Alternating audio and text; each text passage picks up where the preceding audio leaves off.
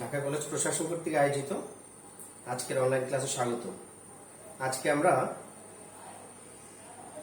দ্বাদশ শ্রেণীর ব্যবসা উৎপাদন ব্যবস্থাপনা ও বিপণন অর্থাৎ দ্বিতীয় বর্ষের বিপণন এই সাবজেক্টের সপ্তম অধ্যায়ের নাম হলো পাইকারি ও খুচরা ব্যবসায়। এই চ্যাপ্টার থেকে প্রতি বছরই একটি উদ্দীপক বা সৃজনশীল কোশ্চেন হয়ে থাকে এবং এমসিকিউতেও কয়েকটা কোশ্চেন এসে থাকে। আরো একটি বিষয় হলো বিপণন বা বাজারজাতকরণের এই চ্যাপ্টারটি তোমাদের সকলের কাছেই মোটামুটি পরিচিত। একদম ছোটবেলা থেকেই তোমরা খুচরা ব্যবসায় পাইকারি ব্যবসায় বিভিন্নভাবে বিভিন্ন সময়ে এই কথাটির সাথে এই ওয়ার্ডগুলোর সাথে পরিচিত। আজকে আমরা পাইকারি ও খুচরা ব্যবসায় এই চ্যাপ্টারের খুচরা ব্যবসায় কি, খুচরা ব্যবসায়ের প্রকারভেদ অর্থাৎ what is retail trade and classification of retail trade, এই দুইটা টপিক নিয়ে আলোচনা করব। খুচরা ব্যবসায়ের এই চ্যাপ্টারে সরাসরি যদিও কোনো বড় থিওরি না এসে থাকে, তারপর আমরা যে আলোচনা করব খুচরা ব্যবসায়ের প্রকারভেদ, এর মধ্যেই তোমাদের উদ্দীপক এবং এমসিকিউ কোশ্চেন থেকে থাকবে। সুতরাং আমি যে আলোচনাগুলো করব এগুলো খুব অ্যাটেন্টিভলি শুনবে এবং একটা বইয়ের সাথে প্র্যাকটিস করবে সৃজনশীল, এবং যে সংজ্ঞাগুলো আমি বলবো সেগুলা জ্ঞানমূলক কোশ্চেনের জন্য, কত জ্ঞানমূলক কোশ্চেন থাকে, জ্ঞানমূলক কোশ্চেনের জন্য মুখস্থ করতে হবে। তাহলে আমরা আজকে খুচরা ব্যবসায় এবং তার প্রকারভেদ এই নিয়ে আলোচনা করি। প্রথমেই বলি খুচরা ব্যবসায় কি। ব্যবসায়ে যে বন্টন প্রণালী রয়েছে, অর্থাৎ কোন একটি প্রোডাকশন যে প্রডিউস করে যে উৎপাদক, সরাসরি ক্রেতা বা ভোক্তা প্রডিউসারের কাছ থেকে ক্রয় করে না।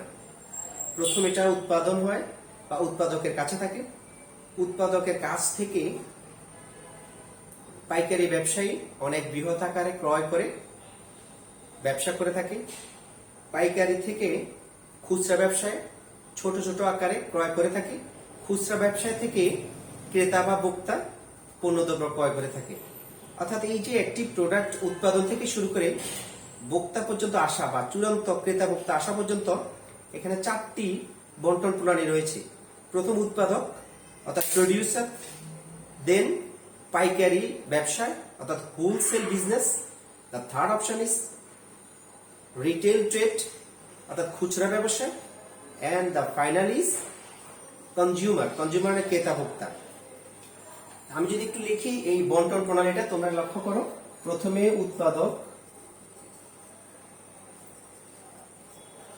উৎপাদকের কাছ থেকে একসাথে অনেকগুলা পণ্য কম দামে ক্রয় করে থাকে পাইকার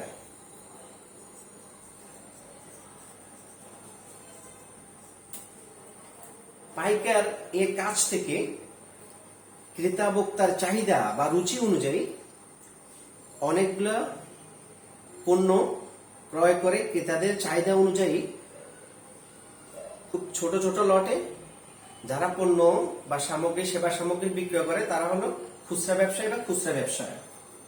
এরপর হলো খুচরা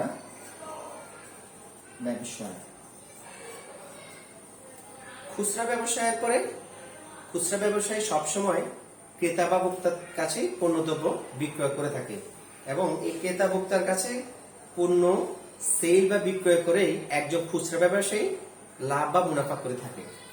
আর সর্বশেষ হলো ক্রেতা বা ভোক্তা। এই হলো একটি প্রোডাক্টের বন্টন প্রণালী।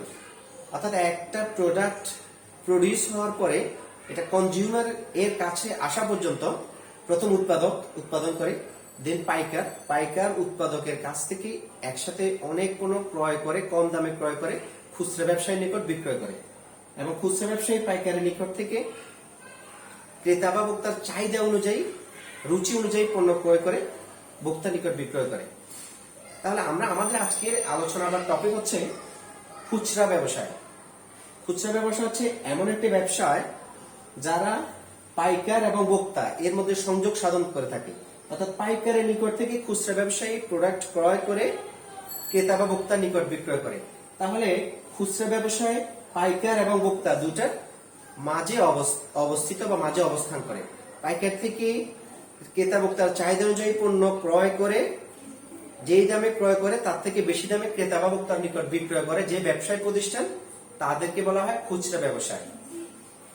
তবে আমার কথা ছিল যে কি, খুচরা ব্যবসায়ী বা খুচরা ব্যবসায়ী পাইকারি ব্যবসায় থেকে ক্রয় করে ভোক্তার নিকট বিক্রয় করে। তবে কিছু কিছু বৃহদায়তন প্রতিষ্ঠান তারা পাইকার থেকে ক্রয় না করে সরাসরি উৎপাদক থেকে ক্রয় করে ভোক্তার নিকট বিক্রয় করে।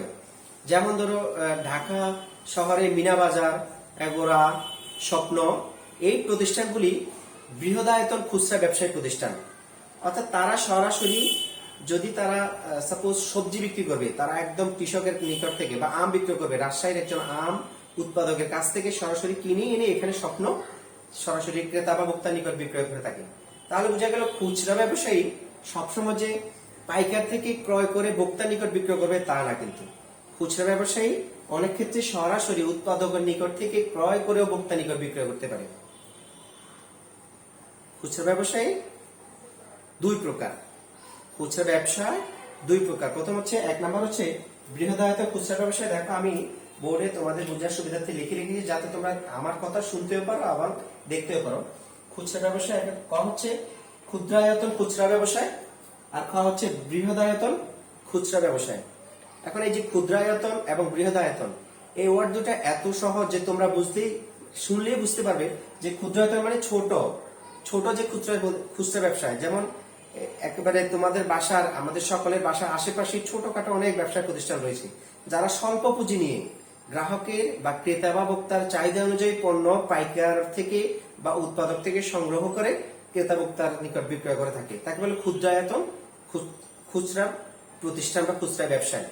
তাহলে ক্ষুদ্রায়তন খুচরা ব্যবসা হচ্ছে সেই সকল ব্যক্তিবর্গ বা সে সকল প্রতিষ্ঠান যারা স্বল্প পুঁজি নিয়ে, স্বল্প ঝুঁকি নিয়ে পাইকারের নিকট থেকে পণ্যদ্রব্য বা সেবা সামগ্রী ক্রয় করে ক্রেতা ভোক্তার চাহিদা অনুযায়ী, রুচি অনুযায়ী তাদের নিকট বেশি দামে বিক্রয় করে, তাকে ক্ষুদ্রায়তন খুচরা ব্যবসা বলা হয়ে থাকে।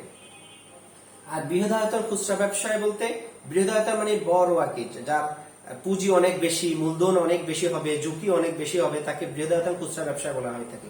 আমি অলরেডি বলেছি যে ঢাকা শহরে মিনা বাজার, আগোরা, স্বপ্ন, এই প্রতিষ্ঠানগুলো যদিও খুচরা বা রিটেল ট্রেড করে, তথাপি তাদের পুঁজি অনেক বেশি, এই জন্য এটাকে বৃহদায়তন খুচরা ব্যবসায় বলা হয়ে থাকে।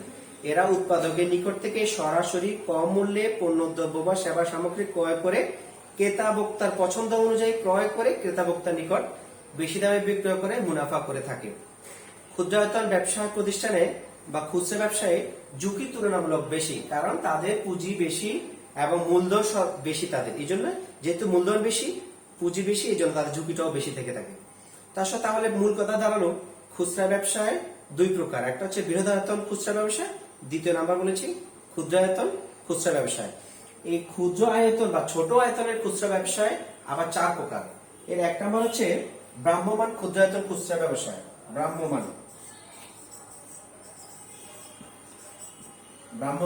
ভ্রাম্যমাণ বলছে, এটা হচ্ছে এমন যে আমরা সচরাচর দেখে থাকি আমাদের বাসার নিচে ভ্যান করে অথবা রিক্সায় করে কিছু কিছু প্রোডাক্ট মাঝে মাঝে বিক্রয় করে থাকে খুচরা ব্যবসায়ীদের। এদের নির্দিষ্ট কোনো দোকান নেই বা নির্দিষ্ট কোনো জায়গা নেই।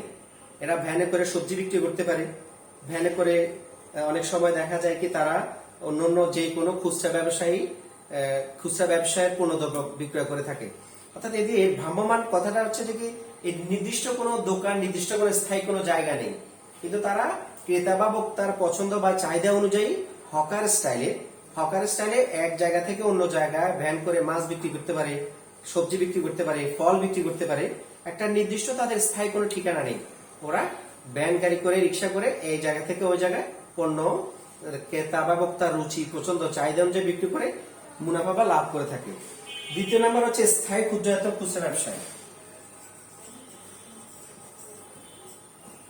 তাহলে ভ্রাম্যমান, আমি বলেছি ভ্রাম্যমান খুচরা ব্যবসায়ী যারা বা খুচরা ব্যবসায় নির্দিষ্ট কোনো জায়গা বা দোকান নেই, এরা এক জায়গা থেকে অন্য জায়গায় ভ্যান করে হকার স্টাইলে পণ্যদ্রব্য বা সেবা সামগ্রী গ্রাহকের নিকট বিক্রয় করে থাকে।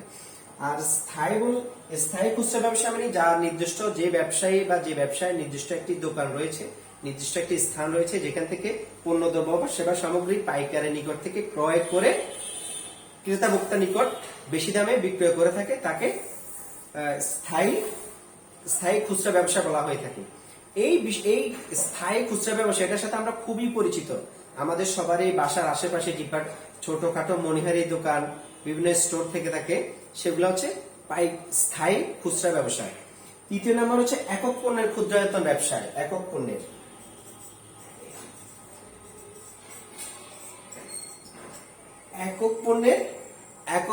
ক্ষুদ্রায়তন ব্যবসায়। একক পণ্য বলতে, আমি একেবারে সংজ্ঞা যাওয়ার আগে বলি, একক পণ্য বলতে যেই ক্ষুদ্রায়তন ব্যবসায় প্রতিষ্ঠানটি বা যে ব্যবসায়ী বর্গ একটি মাত্র পণ্য বিক্রয় করে থাকে, খুচরা ব্যবসায় করে থাকে, তাকে একক পণ্য ক্ষুদ্রায়তন খুচরা ব্যবসা বলা হয়ে থাকে। যেমন জুতার দোকান, একজন দোকানদার শুধুমাত্র, সে দেখা যায় কি, এটা ঢাকা শহরে বলো যে কোনো শহরে বলো, শুধুমাত্র জুতার দোকান, শুধুমাত্র শার্টের দোকান, প্যান্টের দোকান, ইভেন ঢাকা শহরে শুধুমাত্র মোজার দোকানও আছে। শুধু একটি পণ্য নিয়ে যদি কোনো একটি ব্যবসায় প্রতিষ্ঠান, খুচরা ব্যবসায় প্রতিষ্ঠান ব্যবসা করে থাকে, তখন তাকে একক ক্ষুদ্রায়তন খুচরা ব্যবসা বলা হয়ে থাকে। তারপর হচ্ছে একাধিক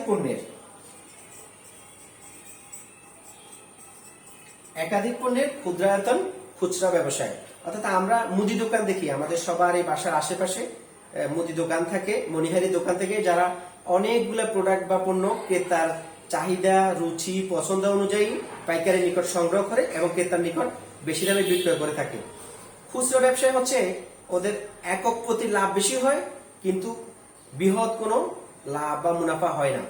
তো এই হলো আমাদের চারটা, প্রথম যে ক্ষুদ্রায়তন খুচরা ব্যবসায়, তার চারটা প্রকারভেদ গুলো।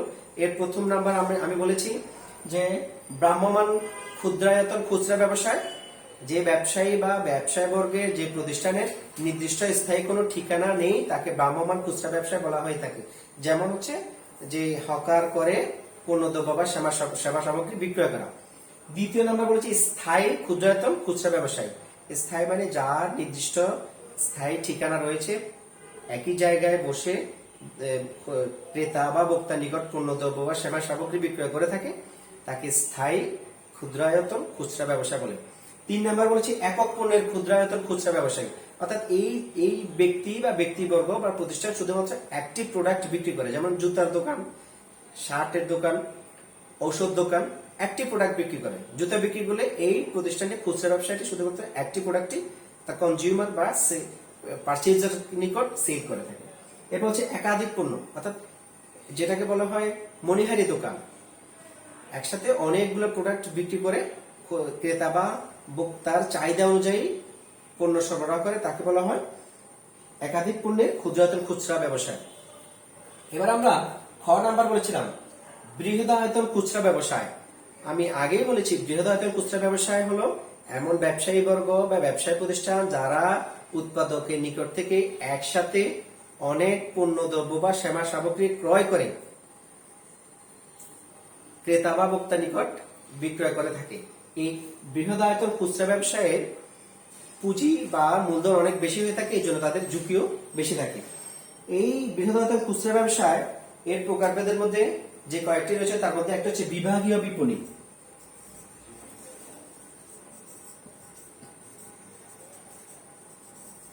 বিভাগীয় বিপণী এর ইংরেজি শব্দ হলো ডিপার্টমেন্ট স্টোর। আমরা সংজ্ঞার জন্য, ডেফিনিশনের জন্য উই ক্যান সে দ্যাট, আমরা বলতে পারি যে প্রতিষ্ঠান বা ব্যবসায়ী একসাথে অনেক ধরনের পণ্য ক্রয় করে বিভিন্ন বিভাগ বা ভাগে সাজিয়ে ক্রেতা বা ভোক্তা নিকট পণ্য বিক্রয় করে থাকে, তখন তাকে বিভাগীয় বিপণী বলে। এটাকে ইংরেজি বলে ডিপার্টমেন্ট স্টোর। ঢাকা শহরে তোমরা বড় বড় মার্কেটে গেলে দেখতে পাবা যে একটি বৃহদায়তন খুচরা ব্যবসা প্রতিষ্ঠান, এক একটা বিভাগ, ধরো এক পাশে থাকে যদি সবজি থাকে, সবজির জন্য একটা বিভাগ, মাছ থাকলে মাছের জন্য একটা বিভাগ, ফল থাকলে ফলের জন্য একটা বিভাগ, তারপরে তোমার যদি মনিহারি পণ্য থাকে, কসমেটিক্স পণ্য থাকে, তার জন্য একটা বিভাগ, এই টাইপের খুচরা ব্যবসা প্রতিষ্ঠানগুলোকে ডিপার্টমেন্ট স্টোর বলা হয়ে থাকে। এরা বৃহৎ আয়তন খুচরা ব্যবসা হলেও এদের পুঁজি কিন্তু অনেক বেশি। এরা একেবারে একই ছাদের নিচে একই নিয়ন্ত্রণের অধীনে একক নিয়ন্ত্রণের অধীনে বিভিন্ন ভাগে ভাগ করে ক্রেতার রুচি বা পছন্দ অনুযায়ী পণ্য দ্রব্য বা সেবা সামগ্রী ক্রেতা ভোক্তার নিকট বিক্রয় করে থাকে। তারপর হচ্ছে বহু শাখা বিপণী। বহু শাখা বিপণী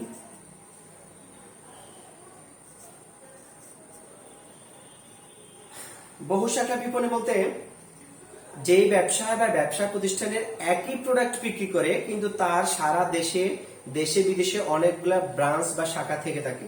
যেমন আমরা যদি বোঝার জন্য বলি স্যামসাং কোম্পানি, এটা একই নিয়ন্ত্রণের গঠিত পরিচালিত প্রতিষ্ঠান কিন্তু তার শাখা ঢাকাতে আছে, রাজশাহীতে আছে, দিনাজপুরে আছে। Not only in the domestic area but also in the foreign countries. আমরা দেখি যে এই স্যামসাং অথবা বাটা কোম্পানি যে জুতা বিক্রি করে তার ইন্ডিয়াতে শোরুম আছে, বাংলাদেশে আছে। স্যামসাং ইন্ডিয়াতে আছে, পাকিস্তান আছে, তোমার দুবাই আছে, আমেরিকা আছে, অস্ট্রেলিয়া আছে। তাহলে বহু শাখা বিপণী হচ্ছে একই নিয়ন্ত্রণে একক প্রতিষ্ঠান যার দেশে বিদেশে দেশের অভ্যন্তরে অনেকগুলো শাখা বিদ্যমান, যারা ক্রেতা বা ভোক্তার রুচি পছন্দ অনুযায়ী পণ্য দ্রব্য বা সেবা সামগ্রী এর যে উৎপাদক তার থেকে সংগ্রহ করে খুচরা ব্যবসা ক্রেতা বা ভোক্তার নিকট বিক্রয় করে থাকে, তাকে বহু শাখা বিপণী বলা হয়। এই বহু শাখার বিপণনীর বৈশিষ্ট্য হলো তাদের দেশে বিদেশে অনেকগুলা শাখা থাকবে। যেমন বলেছি আমি, বাটা শু কোম্পানি, স্যামসাং কোম্পানি। এরপরে হচ্ছে ডাক ও টেলিযোগাযোগ ব্যবসায়। ডাক ও টেলিযোগাযোগ এটা বর্তমানকার সময়ে সবচেয়ে জনপ্রিয় খুচরা ব্যবসায়। এই করোনা কালে আমরা সবচেয়ে বেশি এই বিষয়টার সাথে জড়িত হয়েছি। যে ডাক ও টেলিযোগাযোগ মিন্স হচ্ছে তখন ডাক প্রথা ছিল, হ্যাঁ, ডাকের মাধ্যমে পণ্যের অর্ডার করতো এবং ডাকের মাধ্যমেই পণ্য সরবরাহ করা হতো। অর্থাৎ যে ব্যবসায়িক প্রতিষ্ঠান ডাক এবং মোবাইল ইন্টারনেট টেকনোলজি ব্যবহার করে ক্রেতাকে পণ্য দ্রব্য বা সেবা সামগ্রী পরিবেশন করে মুনাফা করে থাকে, তাকে ডাক ও টেলিযোগাযোগ বৃহদায়তন খুচরা ব্যবসা প্রতিষ্ঠান বলা হয়ে থাকে। অর্থাৎ মোবাইল এবং ইন্টারনেট প্রযুক্তির মাধ্যমে অর্ডার গ্রহণ করে পণ্য দ্রব্য বা সেবা সামগ্রী পরিবেশন করা হয়ে থাকে। আমরা এই করোনা কালে আমরা দেখেছি যে কি একদম খাবার থেকে শুরু করে ইভেন কি আমাদের চুল কাটা নাপিত পর্যন্ত আমরা ডাক ও টেলিযোগাযোগের মাধ্যমে সংগ্রহ করেছি। তো এইটা হচ্ছে এমন একটি প্রতিষ্ঠান যারা ইন্টারনেট এবং মোবাইল টেকনোলজি ডাক বা কুরিয়ার সার্ভিস ব্যবহার করে পণ্য দ্রব্য বা সেবা সামগ্রী ক্রেতা বা ভোক্তা নিকট পরিবেশন করে থাকে। তারপরে হচ্ছে এক মূল্যের দোকান।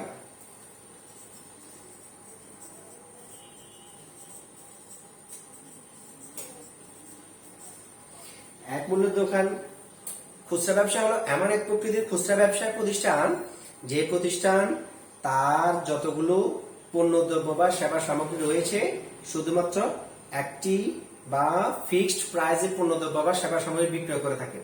আমরা বর্তমানে অনেক প্রতিষ্ঠানগুলো রয়েছে যারা তাদের ওখানে পণ্যে একটি প্রাইস লিখে থাকে, ধরো 500 টাকা।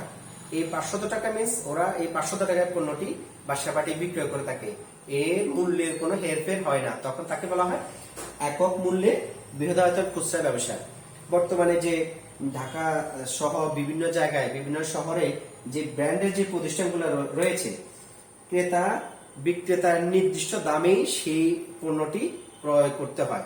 অর্থাৎ তুমি যদি ঢাকা শহরে যে কোনো একটা ব্র্যান্ডের দোকানে যাও, ধরো তুমি একটা শার্ট বা জামা কিনবে, তুমি ক্যাশ সাই যদি যাও, সেক্ষেত্রে দেখা যায় ক্যাশ সাই একটা ওদের প্রাইসিং এর একটা মোড়ক গায়ে সেটে দেয়, দেখা যায় এখানে লাগানো থাকে যে এটা 1200 টাকা, মানে তোমাকে 1200 টাকা দিয়েই পণ্যটি ক্রয় করতে হচ্ছে।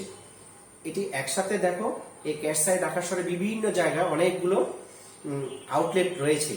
দেখা যায় কি প্রত্যেকটা প্রতিষ্ঠানে একই প্রোডাক্ট বিক্রি করে কিন্তু ওদের পুঁজি অনেক বেশি এবং ফিক্সড প্রাইস, অর্থাৎ যে মূল্য লেখা থাকে সেই মূল্যের পণ্য দ্রব্য বা সেবা সামগ্রী ওরা ক্রেতা বা ভোক্তার নিকট বিক্রয় করে থাকে। এরপর হচ্ছে ভোক্তা সমবায় বিপণী। ভোক্তা সমবায় বিপণন। ভোক্তা সমবায় বিপণন হচ্ছে যখন কয়েকজন ব্যক্তি স্বেচ্ছায় মিলিত হয়ে কোন একটি সমিতি গঠন করে সমিতির মাধ্যমে পণ্য দ্রব্য বা সেবা সামগ্রী নিজেদের মধ্যে ক্রয় বিক্রয় করে থাকে, তখন তাকে ভোক্তা সমবায় সমিতি বলা হয়ে থাকে বা ভোক্তা সমবায় বিপণনী খুচরা ব্যবসা বলা হয়। এই ব্যবসায়ের মূল উদ্দেশ্য মুনাফা অর্জন নয়, তার যে মেম্বার বা যারা সদস্য রয়েছে তাদের আর্থিক কল্যাণ সাধনই হচ্ছে ভোক্তা সমবায় বিপণনের মূল উদ্দেশ্য।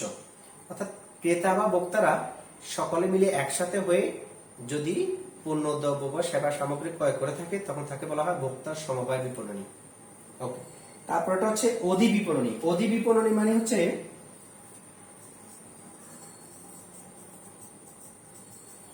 অধি বিপণী, এটাকে ইংরেজিতে বলে সুপার স্টোর। সুপার স্টোর এই কথাটার সাথে আমরা বেশি পরিচিত। সুপার স্টোর হলো এমন একটি প্রতিষ্ঠান যে প্রতিষ্ঠান একই নিয়ন্ত্রণে অনেকগুলো প্রোডাক্ট ক্রয় বিক্রয় করে মুনাফা অর্জন করে থাকে। অর্থাৎ তুমি যদি ঢাকা শহরে ওয়ালমার্টে যাও, ঠিক আছে, তখন তুমি দেখবে তাদের প্রত্যেকটা বিভাগে পণ্য সাজানো আছে। ক্রেতা একটি ট্রলি নিয়ে প্রত্যেকটি প্রোডাক্টের নিকট যাবে, তার পছন্দ অনুযায়ী ট্রলিতে প্রোডাক্টটি রাখবে, রেখে নিজেই আবার যেখানে কাউন্টার সেখানে আসবে, এসে স্বয়ংক্রিয়ভাবে কম্পিউটারাইজড যে বিল পেমেন্ট সিস্টেম থাকে সেখানে নিজেই তার অর্থ বা পণ্যের মূল্য পরিশোধ করে থাকে। তার মানে সুপার স্টোর হচ্ছে এমন একটি বৃহদায়তন খুচরা ব্যবসায় প্রতিষ্ঠান যে বা যারা একই ছাদের নিচে বৃহদায়তন ক্রয় বিক্রয় করে থাকে, আর ক্রেতা সেই তার পছন্দ অনুযায়ী ট্রলি নিয়ে নিজে পছন্দ অনুযায়ী পণ্য সংগ্রহ করে এবং নিজে ক্যাশ কাউন্টারে গিয়ে অর্থ বা মূল্য পরিশোধ করে, তখন তাকে বলা হয় সুপার স্টোর। প্রিয় ছাত্ররা, আমি যদি আজকের এই ক্লাসে এতক্ষণ পর্যন্ত গত প্রায় 25 মিনিট কি পড়ালাম তা যদি তোমাদেরকে সামারাইজ করি, তা দাঁড়ানো আমি বলেছি আজকে আমরা বিপণন এই সাবজেক্টের 7ম অধ্যায় পাইকারি ও খুচরা ব্যবসায় এই চ্যাপ্টার নিয়ে আলোচনা করেছি। এই চ্যাপ্টারের খুচরা ব্যবসায় কি, খুচরা ব্যবসায়ের প্রকারভেদ আমরা আলোচনা করেছি। আমি প্রথমে বলেছি খুচরা ব্যবসায় হলো উৎপাদক অথবা খুচরা ব্যবসায়ের সাথে ভোক্তার মিলবন্ধন বা সেতুবন্ধন করে থাকে। কেন এটা বলেছি? কারণ একটি প্রোডাক্টের যে বন্টন প্রণালী, তার প্রথমে থাকে উৎপাদক, কারণ প্রোডাক্টে তারা উৎপাদক যারা উৎপাদন করে, এরপর উৎপাদক থেকে বৃহদায়তকার ক্রয় করে থাকে পাইকার থেকে বিভিন্ন পণ্য ছোট ছোট লটে খুচরা ব্যবসায়ী ক্রয় করে ক্রেতা বা ভোক্তার নিকট বিক্রয় করে থাকে। তার মানে যেটা দাঁড়ালো, বন্টন প্রণালীতে খুচরা ব্যবসায়ের পরে পাইকারি ব্যবসায়ীর বা পাইকারি ব্যবসায়ের পরে খুচরা ব্যবসায়ের অবস্থান এবং ভোক্তার পূর্বে খুচরা ব্যবসায়ের অবস্থান। খুচরা ব্যবসায় বা খুচরা ব্যবসায়ী প্রতিষ্ঠান বর্তমান পৃথিবীতে সবচেয়ে জনপ্রিয় ব্যবসায় সংগঠন।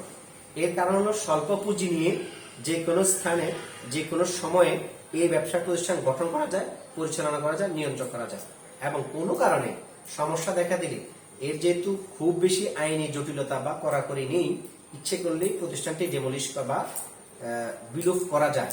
যেমন আমি বলেছি ভ্রাম্যমাণ খুচরা ব্যবসায় প্রতিষ্ঠান, একক পণ্যের খুচরা ব্যবসায় প্রতিষ্ঠান, এই দোকানগুলো আমাদের সব সারা দেশেই সব জায়গায় বাসার নিচে আশেপাশে যে প্রতিষ্ঠানগুলো রয়েছে সেগুলো হচ্ছে খুচরা ব্যবসায় প্রতিষ্ঠান। খুচরা ব্যবসায় প্রতিষ্ঠান হচ্ছে ক্রেতা বা ভোক্তার পছন্দ অনুযায়ী খুচরা ব্যবসায় পাইকারি ব্যবসার নিকট থেকে পণ্য দ্রব্য বা সেবা সামগ্রী ক্রয় করে বেশি মূল্যে ক্রেতা ভোক্তার নিকট বিক্রয় করা হলে তখন তাকে খুচরা ব্যবসায়ী বা খুচরা ব্যবসায় বলা হয়ে থাকে। খুচরা ব্যবসায়ে একক প্রতি লাভ বেশি হলেও সার্বিক মুনাফা পাইকার বা উৎপাদকের মতো বেশি হয় না। এর যেহেতু খুচরা ব্যবসায়ের বা খুচরা ব্যবসায়ের যেহেতু পুঁজি কম, সেহেতু তার ঝুঁকিও কম রয়েছে। কারণ মালিকের ইচ্ছার উপর নির্ভর করে, সে ইচ্ছা করলেই জুতা দোকানটা বিলোপ করে দিয়ে, বন্ধ করে দিয়ে সে ফলের দোকান দিতে পারে। অর্থাৎ তার পুঁজি খুব বেশি না, আর আইনি গঠনের জটিলতাও খুব বেশি নাই। এই জন্যই বর্তমান পৃথিবীতে জনপ্রিয় ব্যবসা সংগঠনগুলোর মধ্যে খুচরা ব্যবসায়ী অন্যতম। এবং খুচরা ব্যবসায়ী প্রতিষ্ঠান যে কোনো স্থানে যে কোনো সময়ে গঠন করা যায়, বিলোপ সাধন করা যায়। তো তাহলে খুচরা ব্যবসায় এর প্রকারভেদ বলেছি। প্রথমত খুচরা ব্যবসায় দুই প্রকার, ক্ষুদ্রায়তন খুচরা ব্যবসায়, হচ্ছে বৃহদায়তন খুচরা ব্যবসায়। এই ক্ষুদ্রায়তন বলতে বোঝাচ্ছে যে কি, যে খুচরা ব্যবসায়ী বা প্রতিষ্ঠানের পুঁজি বা মূলধন কম হয়ে থাকে, ঝুঁকি কম হয়ে থাকে। এগুলো আবার বলেছে চারটা প্রকারভেদ। প্রথম বলেছে ভ্রাম্যমাণ ক্ষুদ্রায়তন খুচরা ব্যবসায়, দ্বিতীয় বলেছে স্থায়ী ক্ষুদ্রায়তন খুচরা ব্যবসায়, তৃতীয় বলেছে একক পণ্যের ক্ষুদ্রায়তন খুচরা ব্যবসায়, চতুর্থ বলেছে একাধিক পণ্যের ক্ষুদ্রায়তন খুচরা ব্যবসায়। এইগুলো খুচরা ব্যবসায়, ক্ষুদ্রায়তন খুচরা ব্যবসায় চারটা প্রকারভেদ। এরপর আছে বৃহদায়তন খুচরা ব্যবসায়। বৃহদায়তন বলতে তোমরা বুঝতেছো যেটা প্রতিষ্ঠানের সাইজ, আয়তন, পুঁজি, মূলধন বিনিয়োগ অনেক বেশি হয়ে থাকবে, তখন তাকে বৃহদায়তন খুচরা ব্যবসায় বলা হয়ে থাকে। তার মধ্যে একটা বলেছে বিভাগীয় বিপণী, অর্থাৎ ডিপার্টমেন্ট স্টোর যেগুলো। দ্বিতীয় বলেছে বহু শাখা বিপণী, অর্থাৎ যাদের ব্রাঞ্চ অনেকগুলো রয়েছে, যেমন বাটা কোম্পানি, বাটা শো কোম্পানি, স্যামসাং কোম্পানি। হ্যাঁ। 3 নম্বর বলেছে ডাক ও টেলিযোগাযোগ, অর্থাৎ ইন্টারনেট, মোবাইল টেকনোলজি ব্যবহার করে পণ্য দ্রব্য বা সেবা সামগ্রী ক্রয় করে যে খুচরা ব্যবসায় প্রতিষ্ঠান লাভ বা মুনাফা করে থাকে, তখন তাকে ডাক ও টেলিযোগাযোগ বৃহদায়তন খুচরা ব্যবসা বলা থাকে। তারপর হচ্ছে একক মূল্যের, এক মূল্যের মানে ফিক্সড প্রাইস যে প্রতিষ্ঠানগুলো রয়েছে। এরপর হচ্ছে ভোক্তা সমবায় বিপণী, অর্থাৎ একটি নির্দিষ্ট এলাকার ক্রেতা বা ভোক্তারা সবাই মিলে পণ্য কম দামে নিজেদের আর্থিক কল্যাণ সাধনের লক্ষ্যে যে খুচরা ব্যবসায় প্রতিষ্ঠান গঠন করে থাকে, তখন তাকে ভোক্তা সমবায় বিপণী বলা হয়। এরপর হচ্ছে অধি বিপণনী বা সুপার স্টোর। এই যে ঢাকা শহরে বা বড় বড় বিভাগীয় শহরে দেখা যায় যে পুরো একক নিয়ন্ত্রণে, সেন্ট্রাল কন্ট্রোলিং এর মাধ্যমে একই ছাদের নিচে অনেকগুলো বিভাগ থেকে থাকে। ক্রেতা পছন্দ অনুযায়ী ট্রলি নিয়ে প্রোডাক্ট ক্রয় করে এবং নির্দিষ্ট বিল কাউন্টারে গিয়ে বিল জমা দিয়ে থাকে, তখন তাকে সুপার স্টোর বা অধি বিপণনী বৃহদায়তন খুচরা ব্যবসা বলা হয়ে থাকে। আশা করছি তোমরা আমার এই ক্লাসটা শুনবে, শোনার পর বইতে দেখবে, যেগুলো হচ্ছে যে যেমন খুচরা ব্যবসায় কি, পাইকারি ব্যবসায় কি, ওই যে বন্টন প্রণালী বলেছি আমি, উৎপাদক, পাইকার, খুচরা, ভোক্তা, এগুলা তোমরা খুব অ্যাটেন্টিভলি পড়বে। এবং পরবর্তী ক্লাসে আমি পাইকার ব্যবসায় এবং পাইকার ব্যবসায় প্রকারভেদ এবং যদি পারি সময় থাকে একটা উদ্দীপক নিয়ে আলোচনা করব। তো সবাইকে ধন্যবাদ জানিয়ে আজকের ক্লাস এখানে শেষ করছি।